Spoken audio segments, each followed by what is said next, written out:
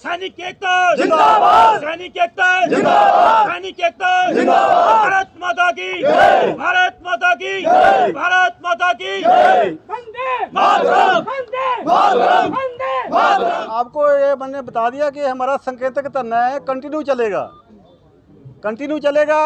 ठीक है, अगर सरकार बात हमारी मानती है तो यहाँ पर ही समाप्त हो जाएगा। अगर सरकार नहीं, हमारी जो हमारे मुद्दे हैं, जो हमारा इक्वल एमएसपी का, इक्वल डिसेबिलिटी पेंशन का, इक्वल पे फैक्टर का, मेन 3 इशू है हमारे। हमारी विडो पेंशन है, लिबर लाइफ फैमिली पेंशन, उनको नहीं है, ORP 1 में कुछ मिला ना, ORP 2 में मिला। लिबर जो कम एज में शहीद हो जाते हैं 3-4 साल सर्विस, उनको कुछ नहीं मिला। ऐसे ही हमारे जो रिजर्विस्ट हैं, जो 3-3 लड़ाइयाँ लड़ियाँ जिन्होंने, उन्होंने ORP 1 ਦੇ ਵਿੱਚ ਵੀ 3500 ਪੈਨਸ਼ਨ ਹੀ, ਹੁਣ 9000 ਤੇ 9000 ਹੀ ਉਹਨਾਂ ਦੀ ਵੀ ਨਹੀਂ ਵਧੀ। ਤੇ ਜਿਹੜੇ ਸਾਡੇ ਪ੍ਰੀ ਮੈਚਰ ਜਵਾਨ ਆ ਜਾਂਦੇ ਆ, ਜਿਹੜੇ 70% ਪੈਨਸ਼ਨ ਪ੍ਰੀ ਮੈਚਰ ਆ ਜਾਂਦੇ। ਪ੍ਰੀ ਮੈਚਰ ਮਤਲਬ ਆਰਮੀ ਦੇ ਵਿੱਚ ਪ੍ਰੀ ਮੈਚਰ ਨਹੀਂ ਹੁੰਦਾ, ਉਹਨਾਂ ਦਾ ਜੋ ਟਰਮ ਆਫ ਅੰਗੇਜਮੈਂਟ 15+2 ਕਰਕੇ ਪੈਨਸ਼ਨ ਆते हैं। ਤੇ ਇਸ ਕਰਕੇ ORP ਦੇ ਦਾਇਰੇ ਵਿੱਚ ਉਹਨਾਂ ਨੂੰ ਵੀ ਰੱਖਣਾ ਚਾਹੀਦਾ। ਜਦ ਕਿ ਮੋਦੀ ਜੀ ਨੇ ਪਹਿਲੇ ਬੋਲਿਆ ਸੀ 15 ਦੇ ਵਿੱਚ कि मेरे ਜਿਹੜੇ प्री मैचर जवान, सिपाही, लेफ्टिनेंट, नैक जो ज़्यादा आगे बॉर्डर पे लड़ते हैं, जिनकी लाइफ को रिस्क ज़्यादा है, वो कम सर्विस में पेंशन आ जाते हैं, उनको भी मतलब ORP के दायरे में रखा जाएगा। और रखा भी जुलाई 14 से पहले। लेकिन जब ये ORP सेकंड हुआ है, इसमें जरा प्री मैचर जो 70% है उनको आउट कर दिया वहाँ से, और 70% तो वो निकल गए। और जो हमारे JCO है, नायब सूबेदार ऑनरी लेफ्टिनेंट कैप्टन, उनको भी ORP से वांझे कर दिया। उनकी जो पहले वाले हैं, उनकी जो है अभी वालों से पेंशन ज़्यादा है, तो उनकी माइनस में आ रही है। तो 70% वो निकल गए, प्लस JCO निकल गए, तो बाकी केड़े रह गए? बाकी रह गए सिपाही तो हौलदार तक। उनकी पेंशन इसलिए बड़ी है क्योंकि जो पहले वाले आए हैं, वो नए वाले MACP का उनको बेनीफिट है, तो उनको भी MACP का बेनीफिट मिल गया। लेकिन आने वाला जो 24 ਦੇ ਵਿੱਚ 3rd रिवीजन है, वो साडा सिपाही तो लैके तो ऑनरी कैप्टन तक जोड़े ORP तो वांझे हो जाने हैं। जब कि ORP है ही कम सर्विस वालों के लिए थी, जो 35-40 साल में पेंशन आ जाते हैं। कोश्यारी कमेटी के मुताबिक ORP उनको मिलना चाहिए था, लेकिन हमारे अधिकारियों ने हमारा कट सो करके, हम भी JCO जवान जिन्ना उस टाइम अधिकारियों के पीछे ज़्यादा रहे, और हमारा कट सो करके अधिकारियों ने सरकारों को मिसगाइड किया, ब्यूरोक्रेट्स को मिसगाइड किया, और ख़ुद बेनिफिट लिए। जबकि उनको 58-60 साल नौकरी करने वाले को ORP एक्चुअली मिलना ही नहीं चाहिए था। ऐसे अगर अधिकारियों को मिला है, तो जो ये पैरामिलिट्री फोर्स वाले हैं, जो जिनकी पेंशन तक बंद हो गई है 2004 के बाद, जबकि ये भी तो बॉर्डरों पे रहते हैं, इनको भी तो ORP फिर मिलना चाहिए। तो इस करके वो जो हमारा हक है, हमारे अधिकारियों ने सरकारों को मिसगाइड किया है और ख़ुद बेनिफिट लिए हैं। और स्टेजों के ऊपर बोलते रहे हमारे जनरल कि हम जवानों के लिए संघर्ष कर रहे हैं, जो 35-40 साल में घर आ जाते हैं। लेकिन जब टेबल टॉक हुई है, सरकारों को मिसगाइड किया, तो अधिकारियों ने बेनिफिट ली है। जड़ियाँ सरकारें भी हैं, ये भी संख्या बल देखती हैं। संख्या बल मानते हैं कि पहले अधिकारियों के पीछे था, हम उनके पीछे थे, लेकिन उन अधिकारियों ने जिनके ऊपर हमने विश्वास किया, उन्होंने हमारे साथ विश्वासघात किया, और सरकारों के साथ मिलके हमारा जो हक सीने हैं, जरा 1 rank 1 pension, equal MSP, equal pay factor, आज तक जब से देश आज़ाद हुआ है, जितने भी पे कमीशन होए ने, 1 रेशो के पेंशन बढ़ती रही है। लेकिन इस टाइम जी अधिकारियों को 2.81 दिया गया और जवानों को 2.57 दिया, जिसकी वजह के नाल हमारे को ORP सेकंड के फ़ायदा नहीं हुआ। इस करके हमारे मेन 3 इशू हुआ, हमारे को MSP जी रिस्क फैक्टर है वो बराबर हो जाए, और जो डिसेबिलिटी पेंशन है वो बराबर हो जाए, तो जी पे फैक्टर बराबर हो जाए, तो हमारे को भी ORP सेकंड के फ़ायदा हो सकता, वरना नहीं हो सकता। इस करके ही जब तक 3 मुद्दे नहीं सरकार मानेगी, हम जहाँ दिल्ली छोड़ने वाले नहीं हैं। आज आप लोगों के आंदोलन में एक नई चीज़ दिख रही है, वो है कि आपने अपनी बाहों पर काली पट्टी बांध रखी है। उससे आप क्या संदेश देना चाहते हैं? इससे संदेश यही है कि हम सरकार का जो हमारे साथ अनजस्टिस हुई है, उसका विरोध काली पट्टी बांध के कर रहे हैं।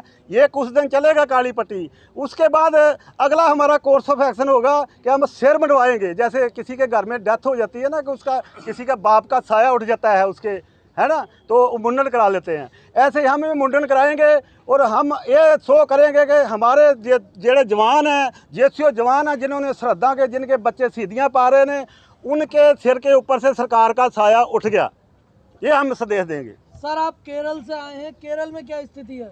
केरल में सभी जो पूर्व सैनिक भाई हो जो है, अलग अलग संगठन का है। केरल में जो अलग अलग संगठन का है, सभी पूर्व सैनिक भाइयों जो है एक साथ अभी इस आंदोलन में अपना सैनिक संघर्ष समिति को समर्थन करता है और एकजुटता करता है।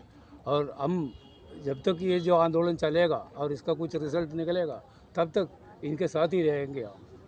भारतीय जवान किसान पार्टी जो जवानों ने बनाया, जवान के लिए बनाया, वो जवान के लिए लड़ेंगे, जवान के लिए मरेंगे। 3 तारीख की जो आपने कॉल दी हुई है उसकी क्या तैयारी है? हाँ जी बिल्कुल, जो 3 तारीख का अभी हमारे जो साथी दूसरे स्टेटों से हमारे को कॉल कर रहे हैं कि आप यहाँ कब तक बैठेंगे। अभी हम बैठेंगे यहाँ संकेतक, लेकिन जहाँ ये हमारी वर्कशॉप है जहाँ से हम ट्रेनिंग दे के भेज रहे हैं लोगों को, जाओ अपने अपने एरिया में जाके यहाँ से ट्रेनिंग लो और वहाँ पर भी जाके तैयार करो अपने ब्रिगेड। तो वहाँ पर तैयारियाँ चल रही हैं। और 3 अप्रैल वाला जो कोर्स ऑफ एक्शन है पूरे देश ਦੇ ਵਿੱਚ सारे हरेक ਜ਼ਿਲ੍ਹੇ ਦੇ ਵਿੱਚ ਸਾਡੇ ਸਾਬਕਾ सैनिक ਜਿਹੜੇ इकट्ठे होएंगे और शहर ਦੇ ਵਿੱਚ मार्च करेंगे ताकि आम पब्लिक को भी पता लगे कि हमारे फौजी, हमारे साबका सैनिक, इनके साथ सरकारें कैसे दुर्व्यवहार कर रही ने। ये अपनी हकी मंगा वास्ते रोडों के ऊपर घूम रहे हैं और रोडों हरेक शहर ਦੇ ਵਿੱਚ रोड मार्च किया जाएगा और डीसी ਜਿਹੜੇ हरेक डीसी ਨੂੰ ਮੈਂਬਰ ਨੂੰ ਦਿੱਤਾ ਜਾਵੇਗਾ। अच्छा, एक चीज़ और बताइए कि जो सरकार है, आपको 1 महीना होने जा रहा है, आज आपका 26वां दिन है, तो सरकार है वो आप लोगों से बात क्यों नहीं कर रही है?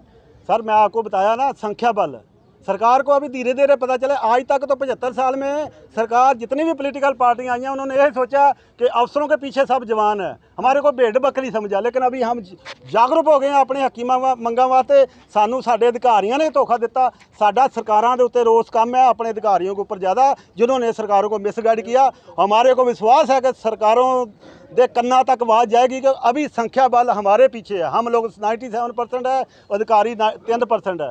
इस करके संख्या बल हमारे साथ, जैसे मछली जड़ी है ना पत्थर चट के वापस आती है ना, ऐसे हमारे जो भी जेसीओ जवान जो अफसरों के पीछे लगे हुए हैं ना, वो पत्थर चट के वापस आ रहे हैं, हमारे अपने जवानों के साथ आ रहे हैं। और हमारा संख्या बल हम सरकार को दिखाएंगे। अभी इसके बाद 3 अप्रैल वाले के बाद हम कोई इससे बड़ा कोर्स है। अभी तो हमने देश में जागरूकता लियानी है कि कितने ਜਿਹੜੇ ਸਾਡੇ ਜੀਸੀਓ ਜਵਾਨ ਵੀਰ ਨਾਰੀਆਂ ਨੇ ਦੁਖੀ ਨੇ ਸਰਕਾਰ ਤੋਂ ਕਿ ਉਹਨਾਂ ਦੇ ਬੰਦੇ ਹੱਕ ਨਹੀਂ ਮਿਲੇ। ਉਹਦੇ ਬਾਅਦ ਫਿਰ ਕੋਈ ਬੜਾ ਕੋਰਸ ਐਕਸ਼ਨ ਕਰਾਂਗੇ, ਹੋ ਸਕਦਾ ਰਾਮਲੀਲਾ ਮੈਦਾਨ ਕੋ ਭਰੇ ਜਾਂ ਕੋਈ ਹੋਰ ਕੋਈ ਇਹੋ ਜਿਹਾ ਐਕਸ਼ਨ ਕਰੇ ਜਿਹਦੇ ਨਾਲ ਸਰਕਾਰ ਨੂੰ ਅਸੀਂ ਦੱਸ ਸਕੀਏ ਵੀ अभी संख्या बल अफसरों के पीछे नहीं है, हमारे पीछे है। अच्छा सर, आप लोगों की जो 12 तारीख की कॉल थी वहाँ पे देखा गया था कि 2 तरह से सैनिक संगठन बैठे हुए थे और उनमें एक सैनिक बेटा संगठन में हमने ये पहले से ही आगाह किया था अपने साबको सैनिकों को कि हमारे संघर्ष को तार पीड़ो करने के लिए सरकारी एजेंसियां या अफसर हेडर संस्थावां कोशिश कर रही ने और वो ही कोशिश उस दिन 12 मार्च वाले थी। लेकिन जो लोग आए वहाँ गलती से, जो भी आए वो 20 फरवरी वाले धरने को समर्थन देने आए, लेकिन गलती से बड़ी स्टेज देख के इधर आके बैठ के बाद में आके जाके उन्होंने बताया भी है। हमारे आज ही एक यहाँ से सोनीपत से आए एक टीम का है, वो भी गलती ना गुमराह हो के वहाँ चल गए, जबकि ठीक है हमारे को फाइनेंशियल हेल्प देना चाहते थे, लेकिन उस वाली स्टेज ने उनको गुमराह किया गया। गुमराह करके वो स्टेज उनसे मतलब गुमराह करके पैसा लिया गया। अभी वो संस्था इधर आई है, बोला हमने तो इनको नहीं देना था पैसा, हम गलती से हमारे को गुमराह किया, अभी वो पैसा इनका वापस नहीं कर रहे हैं। वो संस्था खाली असी पहले भी बोलते ही कि वो पोलिटिकल बेस्ड जी उस दिन 12 मार्च की तुसी देखा होएगा, उत्थे पोलिटिकल लीडर भी आए हैं। हमारी स्टेज के ऊपर आज तक हमारे को बहुत पोलिटिकल पार्टियों ने अप्रोच किया, लेकिन हमने किसी को आज तक स्टेज नहीं दी और ना ही देंगे। और इस करके ये पोलिटिकल ਜਿਹੜੀਆਂ ਏਜੰਸੀਆਂ ਸਮਝ ਲਓ ਜਾਂ ਅਫਸਰ ਨਹੀਂ ਚਾਹੁੰਦੇ ਕਿ ਸਾਡਾ ਜਿਹੜਾ ਧਰਨਾ ਕਾਮਯਾਬ ਹੋਏ, ਸਾਡੇ ਵਿੱਚ ਉਹ ਇਹੋ ਜਿਹੀ ਦਰਾੜ ਪਾਉਣਾ ਚਾਹੁੰਦੇ, ਸਾਡੇ ਹੀ ਜੇਸੀਓ ਜਵਾਨਾਂ ਨੂੰ ਗੁੰਮਰਾਹ ਕਰਕੇ ਉਹਨਾਂ ਨੂੰ ਕਿਸੇ ਕਿਸਮ ਦਾ ਲਾਲਚ ਦੇ ਕੇ ਤੇ ਸਾਡੇ ਅਗੇਂਸਟ ਜਿਹੜਾ ਉਹਨਾਂ ਨੂੰ ਵਰਤ ਰਿਹਾ। ਪਰ ਹੁਣ ਸਾਡੇ ਜੇਸੀਓ ਜਵਾਨ ਇਹ ਗੱਲ ਸਮਝਣ ਲੱਗ ਗਿਆ ਕਿ ਵਾਕਿਆ ਹੀ ਜਿਹੜਾ ਵਾ ਇਹ ਕੋਈ ਪੋਲੀਟੀਕਲ ਸਟੰਟ ਹੀਗਾ ਜਿਹੜਾ 12 ਮਾਰਚ ਦਾ, ਤੇ ਉਹ ਮੁੜ ਕੇ पत्थर चट के वापस आ रहे हैं साढ़े। 12 मार्च को आप लोगों पे आरोप लगाया कि आप ढोंग रसोसलेबाजी कर रहे हैं यहाँ पे बैठ के। मैडम आरोप तो लगते ही हैं, किसानी संघर्ष में कितने आरोप लगे थे, आरोप लगते हैं, लेकिन आरोप को हमने देखना, हमारे जवानों ने देखना कि कौन हमारी हकी मंगा वास्ते एक्चुअली लड़ाई लड़ रहा है, कौन पैसा इकट्ठा कर रहा है, कौन पॉलिटिकल मैलेज लेने के चक्कर में है। हमारे अधिकारियों ने भी 13 जब रैली हुई मोदी जी की, स्टेज के ऊपर पूरे अधिकारी बैठे थे, हम लखों की संख्या के उत्थे इकट्ठे होए, लेकिन वह फायदा की किन्ना ने लिया, कोई MP बन गया, कोई राज्यपाल बन गया, कोई विधान सभा चल गया, कोई राज्यसभा चल गया, लेकिन उन अधिकारियों ने आज तक हमारा जेसीओ जवानों की आवाज़ उठाई लोक सभा दे विच, राज्य सभा दे विच नहीं उठाई। इसे करके हमारे कोई जेसीओ जवान भी ऐसे संस्था हैगियां ने ਜਿਹੜੀਆਂ ਪੋਲੀਟੀਕਲ ਮੈਲੇਜ ਲੈਣਾ ਚਾਹੁੰਦੀਆਂ ਨੇ। ਪੋਲੀਟੀਕਲ ਮੈਲੇਜ ਅਸੀਂ ਇਹ ਸਾਡਾ ਸਟੇਜ ਨੂੰ ਪੋਲੀਟੀਕਲ ਨਹੀਂ ਬਣ ਦੇਵਾਂਗੇ, ਨਾ ਹੀ ਕਿਸੇ ਪੋਲੀਟੀਕਲ ਲੀਡਰ ਨੂੰ ਅਸੀਂ स्टेज ਸਾਂਝੀ ਕਰਨ सर जो ਦੇਵਾਂਗੇ। किसान आंदोलन में जो इस तरीके का आरोप लगा रहे थे वो बाहर के लोग थे, लेकिन यहाँ पर जो ढोंग ढकोसलेबाजी की बात कर रहे हैं वो आपके अपने लोग हैं। वो भी किसान ही थे जो उसमें किसानी संघर्ष ਵਿੱਚ ਵੀ ਕਈ ਕਿਸਾਨ ਜਥੇਬੰਦੀਆਂ ਸਰਕਾਰਾਂ ਦੀਆਂ ਏਜੰਸੀਆਂ ਦੇ ਵਿੱਚ ਘੁਸੇ ਹੀ, ਉਹ ਆਪਣੇ ਆਪ ਨੂੰ ਕਿਸਾਨ ਜਥੇਬੰਦੀਆਂ ਕਹਿੰਦੀਆਂ, ਉਹ ਵੀ ਕਿਸਾਨ ਹੀ ਸੀਗੇ। तो क्या हम ਲੇਕਿਨ ਵੇਖੋ ਵੇਖੀਏ ਗੱਲ ਸੁਣ, ਗੱਲ ਇਦਾਂ ਹੈ ਕਿ ਜਿਹੜਾ ਪੈਸਾ ਹੈ ਨਾ, ਪੈਸਾ ਬਹੁਤ ਕੁਝ ਕਰਾ ਦਿੱਤਾ ਹੈ, ਜਾਂ ਕੋਈ ਏਜੰਸੀਆਂ ਲਾਲਚ ਦੇ ਕੇ ਹਰੇਕ ਅੱਜ ਤੱਕ ਇਤਿਹਾਸ ਗਵਾਹ ਹੈ ਕੋਈ ਵੀ ਸੰਘਰਸ਼ ਚੱਲਿਆ ਉਹਦੇ ਵਿੱਚ ਜੈ ਚੰਦ ਬੜੇ ਆ, ਉਹਦੇ ਵਿੱਚ ਜਿਹੜੇ ਹਮੇਸ਼ਾ ਕੋਈ ਵੀ ਸੰਘਰਸ਼ ਦਾ ਵਿਰੋਧ ਹੁੰਦਾ ਹੈ। ਅਗਰ ਸੰਘਰਸ਼ ਦਾ ਜਾਂ ਕਿਸੇ ਪੋਲੀਟੀਕਲ ਪਾਰਟੀ ਦਾ ਕੋਈ ਵਿਰੋਧ ਹੀ ਨਹੀਂ ਹੋਏਗਾ तो फिर वो पार्टी का विरोध तो होगा ही होगा। कोई बात नहीं, हमारे को उस विरोध की कोई चिंता नहीं है। हमने अपने साफ नीयत के नाल पूरे देश के साबका संघ जथेबंदियां ने अगर विश्वास किया है पंजाब वाली जथेबंदियां के उत्ते, तो असी कभी भी मतलब विश्वासघात नहीं करांगे अपने साबका सैनिकों के नाल। जिवें कि असीं अफसरां दे उत्ते विश्वास किया और उन्होंने साडा विश्वासघात किया। असीं तुहाडे जिन्ने चैनल के माध्यम राहीं पूरे देश के साबका सैनिकों नूं ये मैसेज देना चाहुंदे हां कि असीं जिहड़ा तुसीं विश्वास किया साडे उत्ते, असीं तुहाडे नाल विश्वासघात नहीं करांगे। जिन्ना चਿਰ तुहाडी साडीआं हक्की मंगां जिहड़ियां सरकार नहीं मान लैंदी, आपां इत्थे दिल्ली नूं नहीं छड्डना, जंतर मंतर नूं नहीं छड्डना। अगर सानूं परमिशन नहीं भी मिलदी तो आपां बैठ जाना, भावें साडे ते गोली चला दो, भावें बलडोजर चला दो, असीं उन्ना चਿਰ इत्थों नहीं उठांगे।